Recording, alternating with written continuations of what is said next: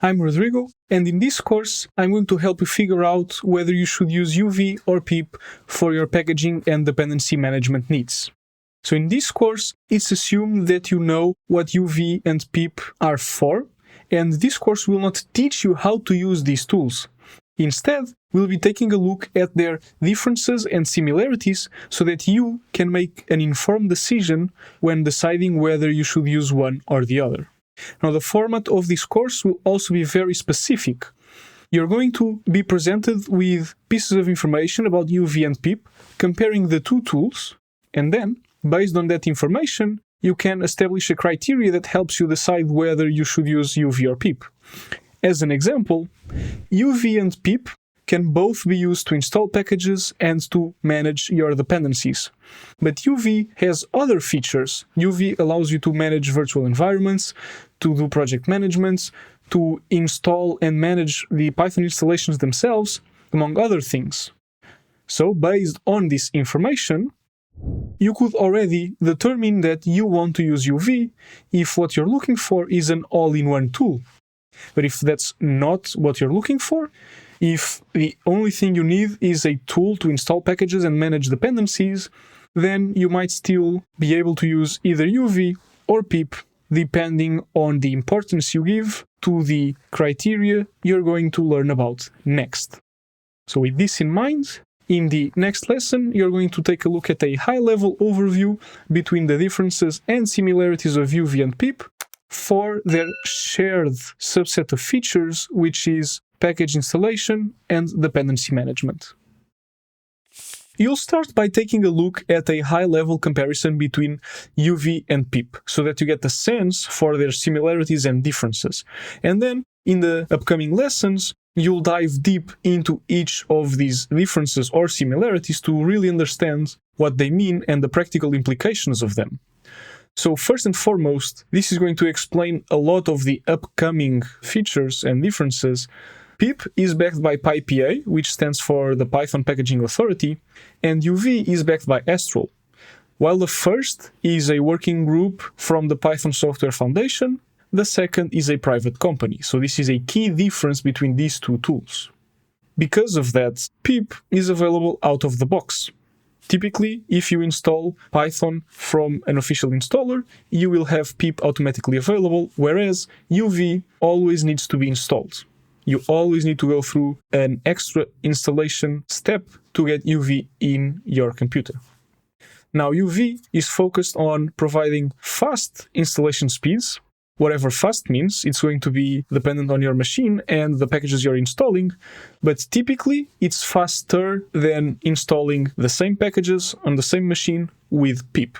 So that's why you see fast with the asterisks and slow with the asterisks in the table. Now, related to installing and uninstalling dependencies, UV will remove your transitive dependencies, and you'll see what this means exactly in one of the upcoming lessons, whereas PIP does not. And at the same time, UV has out-of-the-box support for reproducible installs, whereas PIP does not.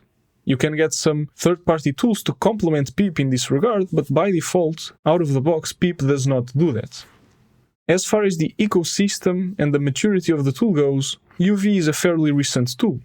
UV is growing in adoption, and the Python community is showing interest in UV, but it's still a very new tool, whereas PIP has been around for what feels like essentially forever. So it's a very mature tool, and the ecosystem is very used to PIP and knows how to integrate and work with PIP. As far as the license goes, both tools are open source, both have the MIT license. But one key difference that might come into play is that whereas PIP is written in Python, UV is written in Rust. And typically, Python developers know how to write Python, that's why they are Python developers, but they don't necessarily know how to write Rust. So this might be something to take into account when you consider these two tools as your two options. So this is a very high-level comparison of these tools, and in the next lesson, you're going to understand the impacts of UV and PIP having two very different supporting organizations. Let's talk about the organizations behind these tools. UV is backed by Astral, which is a private company that's focused on high-performance Python tooling. And yes, Astral has been gathering some good karma within the Python community, but it's important to note that Astral still is a private company. So the Python community will benefit from the tools as long as Astral's objectives are aligned with those of the Python community, which isn't necessarily always going to be the case. The Python community hopes so, but there's nothing we can do to prevent Astral from changing the way they develop their tools or how they charge us for them, which, as of now, is they don't charge. You can use UV for free. And this is in contrast with PIP, which is supported by PyPA, or the Python Packaging Authority, which is a working group that is a part of the Python Software Foundation. And in case you don't know, the Python Software Foundation is the legal entity that's behind Python, the language. And this means PIP is fundamentally a core part of the Python language. It's not going anywhere because it's backed by the Python Software Foundation itself.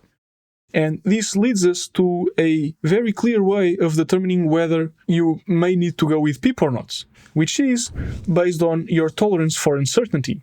If you cannot tolerate any uncertainty, then PIP is your clear choice, because PIP is not going anywhere.